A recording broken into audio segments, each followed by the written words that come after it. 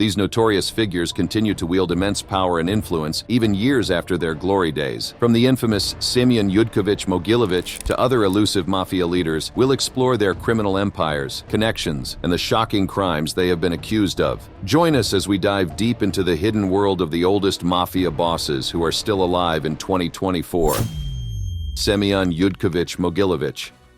In the shadowy world of organized crime, few names strike fear into the hearts of both law enforcement and fellow criminals, quite like Semyon Yudkovich Mogilovich. Born on June 30th, 1946, in Kiev, Ukrainian SSR, Soviet Union, Mogilovich's journey to becoming one of the most powerful and dangerous mafia bosses in the world is nothing short of extraordinary. Mogilovich's early life was marked by a combination of cunning, intelligence, and a knack for exploiting opportunities. He graduated in economics from the University of Lviv, but it was his ventures in the criminal underworld that would shape his destiny. Mogilovich's first significant fortune came from scamming fellow Soviet Jews who were eager to emigrate, particularly to Israel. He acted as an intermediary, selling jewelry and artwork belonging to those seeking a new life abroad. However, instead of forwarding the proceeds as promised, Mogilovich pocketed the funds for himself. This early taste of success set the stage for Mogilovich's rise to power. He quickly established himself as a key player in the criminal underworld, particularly in money laundering. In the 1980s, the FBI identified Mogilovich as the key money laundering contact for the Solntsevskaya Bratva, one of Russia's most powerful organized crime syndicates. But it was in the 1990s that Mogilovich truly solidified his position as a formidable crime boss. He moved to Hungary in early 1991 and married his Hungarian girlfriend, Katalin Pop. Through this marriage, he obtained a Hungarian passport, which provided him with a level of protection and mobility that would prove crucial in his criminal endeavors. Living in a fortified villa outside Budapest, Mogilovich continued to expand his criminal empire. He invested in various enterprises, including the purchase of an armament factory called Army Co-op, which produced anti-aircraft guns. This acquisition not only increased his wealth, but also bolstered his influence and connections within the criminal underworld. In 1994, Mogilovich's criminal empire reached new heights when his group obtained control over Inkombank, one of Russia's largest private banks. This secret deal with bank chairman Vladimir Vinogradov gave Mogilovich direct access to the world financial system, allowing him to launder money on an unprecedented scale. Throughout his rise to power, Mogilovich forged alliances with political figures, further solidifying his position in the criminal underworld. He had close ties to Yuri Lushkov, the former mayor of Moscow, as well as Dmitro Firtash and Leonid Derkak, influential figures in Ukraine. These connections provided Mogilovich with protection, access to resources, and a level of impunity that few criminals could ever dream of. Mogilovich, now 77 years old, continues to be a prominent figure in the world of organized crime. His criminal empire spans continents with connections and operations in various countries. His vast network of corrupt officials, powerful politicians, and influential individuals allows him to operate with impunity and expand his criminal activities. However, Mogilovich's criminal activities have not gone unnoticed by law enforcement agencies. In 2003, the United States Federal Bureau of Investigation, FBI, placed him on their wanted list for his participation in a large-scale fraud scheme. The charges against him included weapons trafficking, contract murders, extortion, and drug trafficking on an international scale. Despite his criminal activities and the numerous attempts by law enforcement agencies to apprehend him, Mogilovich has managed to evade capture. His ability to stay one step ahead of the authorities is a testament to his intelligence, strategic thinking, and the vast network of corrupt officials and powerful individuals he has cultivated over the years. Shiga Haru Shirai. Another infamous mafia boss who is still alive in 2024 is Shiga Haru Shirai. Just like the Sicilian crime family was to Italy, Shirai belonged to a secretive and powerful criminal organization known as the Yakuza. The Yakuza, with its roots dating back to the Edo period in the 17th century, has become synonymous with organized crime in Japan. Shiga Haru Shirai, a Yakuza crime boss's story, begins with his alleged involvement in the shooting of Kashihiko Otobe, the deputy leader of the rival Kamiya gang, back in 2003. The incident sent shockwaves through the criminal underworld as it marked a significant escalation in the ongoing rivalry between the two factions. Japanese authorities swiftly issued an arrest warrant for Shirai, but he managed to evade capture and fled to Thailand before they could apprehend him. Once in Thailand, Shirai adopted a new identity and went into hiding. He married a local woman and settled in a province north of Bangkok, where he lived a seemingly peaceful life for over a decade. Shirai's ability to evade capture for such a long period is a testament to his cunning and resourcefulness. He managed to blend into the local community, keeping a low profile and avoiding any unnecessary attention. Despite being on the run, Shirai's connections to the Yakuza world remained strong. Japanese associates would visit him in Thailand 2 to 3 times a year, bringing him cash gifts to sustain his life of leisure. These visits not only provided Shirai with financial support, but also served as a reminder of the loyalty and influence he still commanded within the criminal underworld. Shigeharu Shirai's distinctive full-body tattoos played a significant role in his eventual capture. In August of last year, photos of Shirai sitting around a checkers table were posted on Facebook by a Thai individual who was impressed by the intricate artwork. The post quickly went viral, with over 10,000 shares. Users on social media platforms identified Shirai as a former Yakuza member, leading to his eventual arrest. Thai police, acting on the information provided by social media users, arrested Shigeharu Shirai last Wednesday in the central market town of Lopburi. The arrest marked the end of a more than 10-year-long manhunt for the elusive Yakuza boss. Shirai was apprehended while out shopping, completely unaware that his cover had been blown. Shirai's arrest in Thailand marked a turning point in his life. He now faces illegal entry charges in Thailand before being handed over to Japanese authorities. Shigeharu Shirai's capture serves as a reminder that even the most elusive criminals can be brought to justice. His story highlights the determination and persistence of law enforcement agencies in their pursuit of justice. The arrest of Shirai also sends a strong message to the criminal underworld, demonstrating that no one is above the law. Matthew Madonna.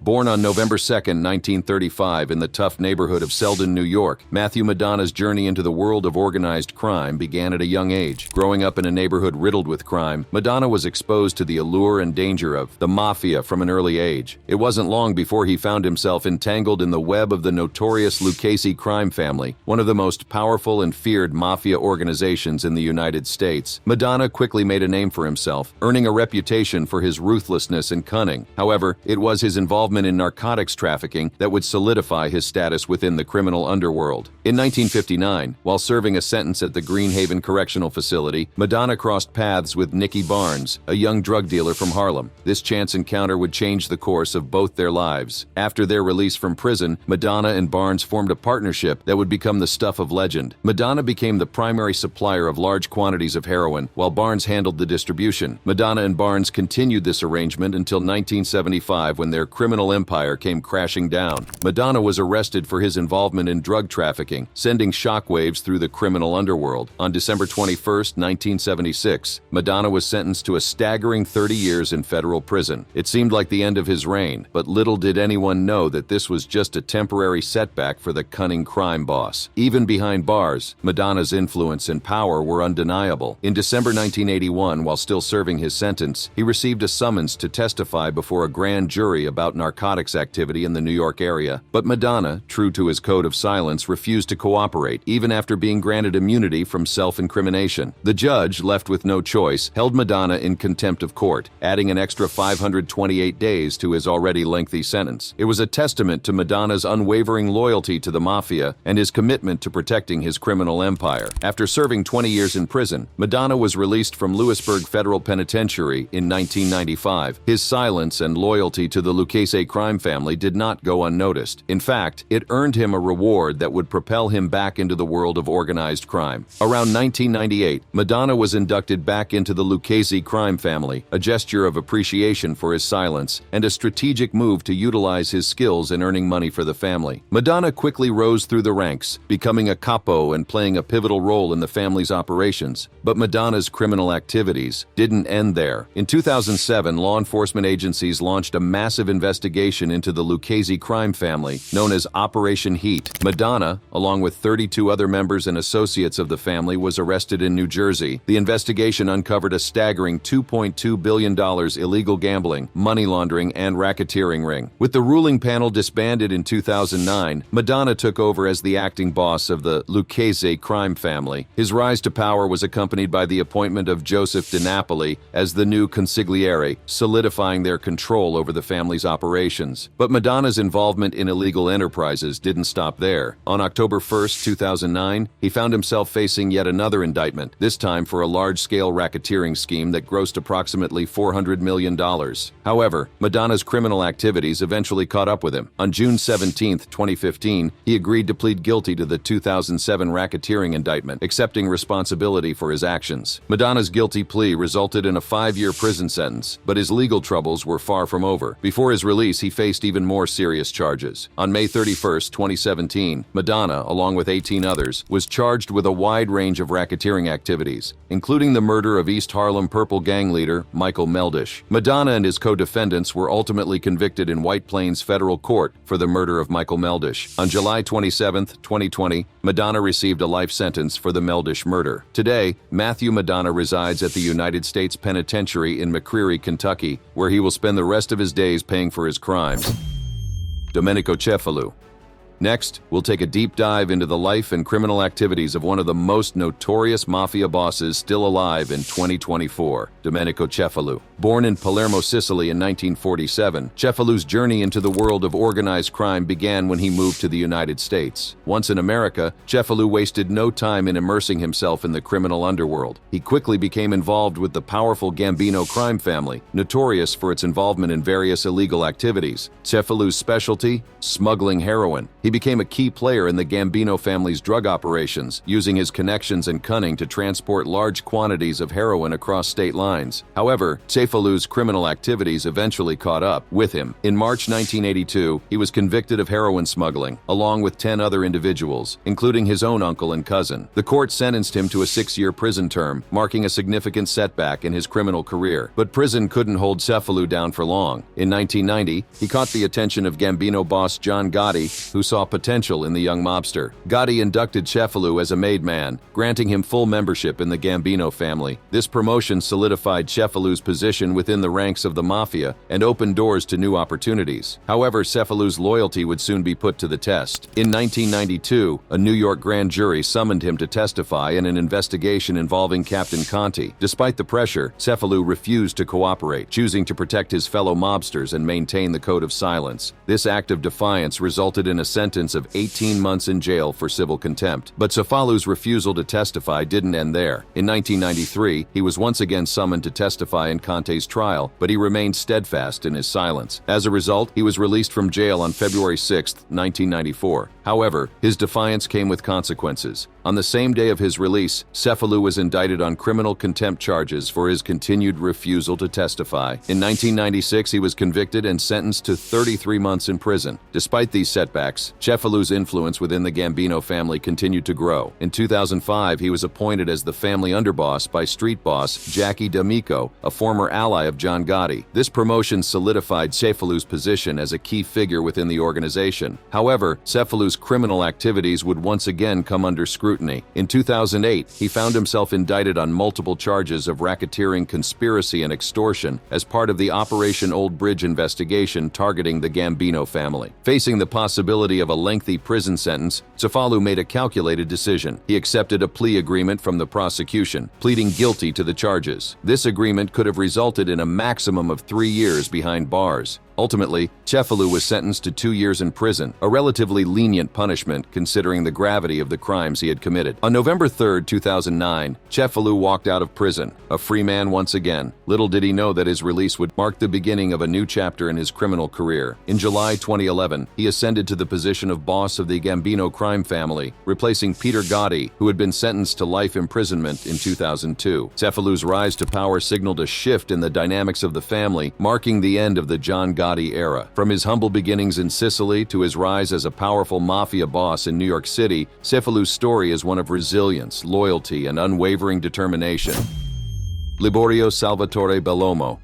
In the gritty streets of New York City, where shadows conceal secrets and power is measured in blood, one name stands out among the rest: Liborio Salvatore Bomo. Born on January 8, 1957, Bomo would go on to become one of the most enigmatic and controversial figures in the world of organized crime. Bomo's journey into the criminal underworld began in the late 1970s, when he was initiated into the Genovese crime family, one of the notorious 5 families of New York. His father was a soldier in the same family and had close ties to the infamous Anthony Fat Tony Salerno. From the very beginning, it was clear that Bomo possessed a natural talent for the dark arts of organized crime. His cunning mind and ruthless demeanor quickly caught the attention of his superiors, propelling him through the ranks of the Genovese family. In 1990, the criminal landscape of New York City was rocked by the indictment of Vincent Chin Gigante, the boss of the Genovese crime family. With Gigante out of the picture, Bomo was identified as the acting boss of the family, a position that would solidify his power and influence within the criminal underworld. However, Bomo's rise to the top was not without its controversies. On June 11, 1996, he found himself facing a barrage of charges under the Racketeer-Influenced and Corrupt Organizations Act, RICO. The charges included the murders of mobsters Ralph DeSimone and Antonio Di Lorenzo, as well as extortion and labor racketeering. Bomo's lawyers vehemently denied their client's involvement in the killings, claiming that he had passed 2 polygraph tests where he denied killing anyone. The case took a bizarre turn when FBI agents shaved Bomo's head, searching for evidence that he had used lithium to beat the polygraph machines. The authorities were determined to bring down the man they believed to be responsible for the murders. In February 1997, the murder charges against Bomo were dropped, and he was offered a plea deal. Prosecutors gave him the opportunity to plead guilty to extorting payoffs from a construction union and a garbage hauling company. Bomo accepted the deal, avoiding a lengthy trial, and was sentenced to 10 years in prison. While behind bars, Bomo faced additional legal troubles. On July 13, 2001, he was indicted on money laundering charges related to the Genovese family's involvement in the waterfront rackets and control of the International Longshoremen's Association, ILA. The authorities accused Bomo of hiding money stolen from the ILA's members' pension fund account between 1996 and 1997. Despite these challenges, Bomo remained a formidable force within the Genovese crime family. His influence extended beyond his prison cell, and he continued to be consulted on and make decisions regarding the family's criminal activities. Finally, on December 1, 2008, after serving his sentence, Bomo was released from prison. His return to the streets of New York City marked a new chapter in his criminal career as he sought to regain his position of power within the Genovese family. Today, Liborio Salvatore Bomo stands as one of the oldest mafia bosses still alive in 2024. Michael the Nose Mancuso.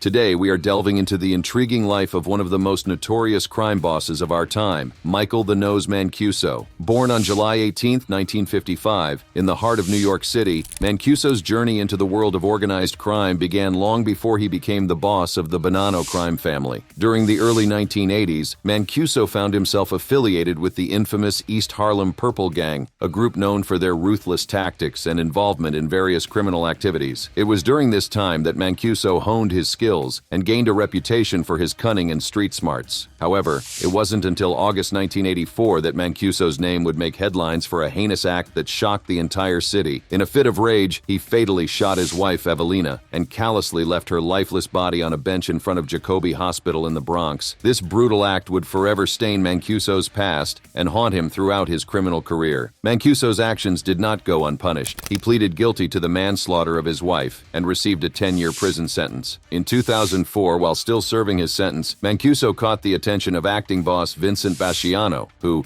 recognized his loyalty and promoted him to the position of acting underboss. In November 2004, Basciano was imprisoned, leaving a power vacuum within the family. Seizing the opportunity, Mancuso stepped up and became the acting boss of the Bonanno crime family. This move was not without its challenges, as rival factions within the family questioned Mancuso's authority and legitimacy. However, Mancuso's cunning and strategic thinking allowed him to maintain control and solidify his position as the official boss of the family. But Mancuso's rise to power was not without controversy. In May 2005, Joseph Massino, the former boss of the family turned informant, implicated Mancuso in the 1999 murder of Gerlando Schiascia. This revelation sent shockwaves through the criminal underworld and put Mancuso's position as boss in jeopardy. To make matters worse, in early 2006, Basciano allegedly ordered Mancuso's murder. The tension within the family reached its peak, and the streets of New York City were on edge as the power struggle played out behind closed doors. On February 16, 2006, Mancuso's world came crashing down when he was arrested in Las Vegas for ordering the murder of associate Randolph Pizzolo. In the courtroom, Mancuso pled guilty to the murder of Pizzolo. On December 16, 2008, Judge Nicholas Garofis sentenced Mancuso to 15 years in prison. This marked a significant blow to Mancuso's reign and left the Bonanno crime family in a state of uncertainty. However, However, even behind bars, Mancuso continued to exert his influence over the family. In June 2013, while imprisoned for the next 5 years, he was picked as the new official boss of the Bonanno family. In 2015, Mancuso appointed Joseph Camerano Jr. to serve as the Bonanno family street boss and acting underboss, further solidifying his grip on power. Despite his imprisonment, Mancuso's influence over the family remained strong, and his name struck fear into the hearts of those who dared to cross him. In March 2019, Mancuso was finally released from prison. But as we know, the world of organized crime is never without its twists and turns. On March 9, 2022, Mancuso was arrested once again, this time for violating the terms of his supervised release by associating with members of organized crime. On July 28, 2023, he was sentenced to a further 11 months in prison in connection with these violations, and that brings us up to date with the life and reign of Michael the Nose Mancuso.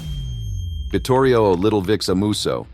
In the dark underbelly of organized crime, one name stands out among the rest: Vittorio Little-Vix Musso. This American mobster, once the boss of the notorious Lucchese crime family, has left an indelible mark on the history of the American Mafia. Currently serving a life sentence for murder and racketeering charges, Musso's reign was known for being one of the bloodiest periods in Mafia history during the late 1980s and early 1990s. Musso's journey into the world of crime began in the streets of Canarsie, Brooklyn, where he grew up. It was in the late 1940s that he first became involved in organized crime, acting as a bodyguard and chauffeur for prominent mobsters. These early experiences would shape his future as he learned the ins and outs of the criminal underworld. As his reputation grew, Musso caught the attention of the Profaci crime family, where he became an enforcer. However, his criminal activities would soon catch up with him, and in the early 1960s, he found himself behind bars, serving time for extortion charges. But prison did not deter Musso. It only fueled his ambition and desire for power. In the 1970s, Musso made a pivotal move that would change the course of his criminal career. He joined the Lucchese crime family, one of the most powerful and feared mafia families in America. It was within the ranks of the Lucchese family that Musso would rise through the ranks, eventually becoming a made man in 1977. With each passing year, Musso's influence within the Lucchese family grew stronger. His cunning and ruthlessness earned him the respect and fear of his peers. In 1987, he reached the pinnacle of power, becoming the boss of the Lucchese crime family. This position granted him control over a vast criminal empire, with his word carrying the weight of life and death. During his time as boss, Musso orchestrated multiple murders, eliminating anyone who posed a threat to his power. His violent tactics resulted in the loss of many members of the crime family, leaving a trail of bloodshed in his wake. But Musso's reign was not without its challenges. Internal disputes and power struggles plagued the Lucchese crime family under his leadership. To solidify his control, Musso promoted loyal members to top positions, ensuring his influence extended throughout the organization. He also implemented a ruling panel or committee of influential capos to oversee the family's operations,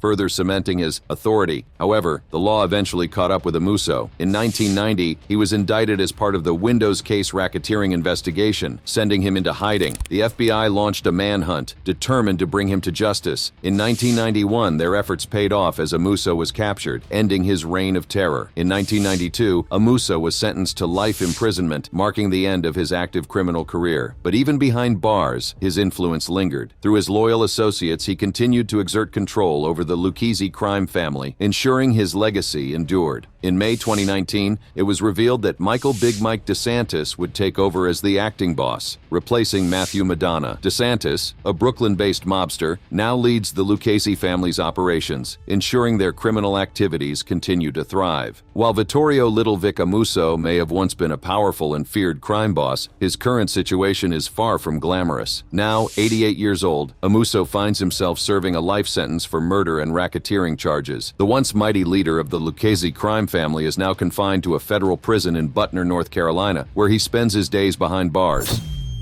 Robert D'Onofrio.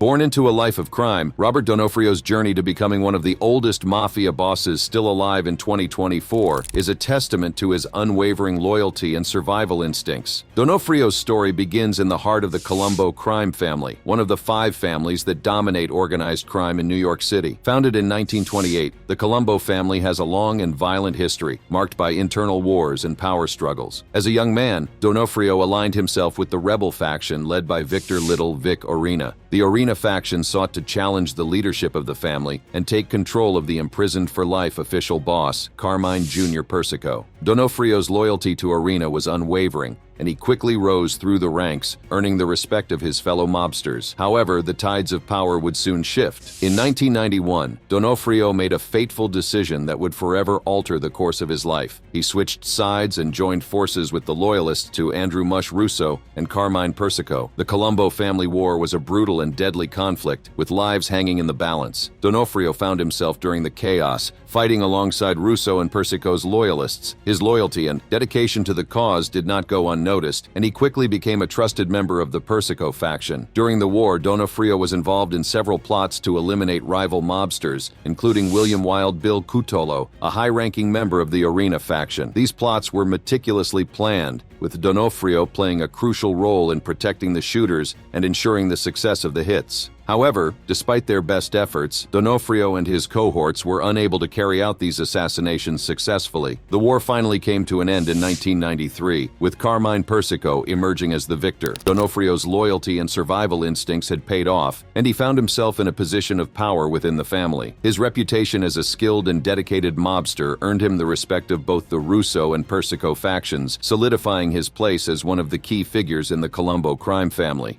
After the war, Donofrio focused on rebuilding and strengthening the family's operations. He quietly established himself in a produce business, using his connections and knowledge of the criminal underworld to expand his influence. Despite constant scrutiny from law enforcement, Donofrio managed to avoid any legal trouble, a testament to his ability to navigate the dangerous world of organized crime. In 2024, Donofrio stands as one of the oldest Mafia bosses still alive, a testament to his resilience and survival instincts. His rise to power within the Colombo crime family is a reflection of his unwavering loyalty and dedication to the Mafia code. As the family faces new challenges and power struggles, Donofrio's experience and leadership will be crucial in maintaining their position in the criminal underworld. As we come to the end of this video, it is evident that the impact of these crime bosses extends beyond traditional organized crime. Their ability to navigate the complex web of corruption and maintain their power highlights the challenges faced by law enforcement agencies in combating organized crime. For more fascinating videos like this, click on the card showing on your screens, and I'll be waiting.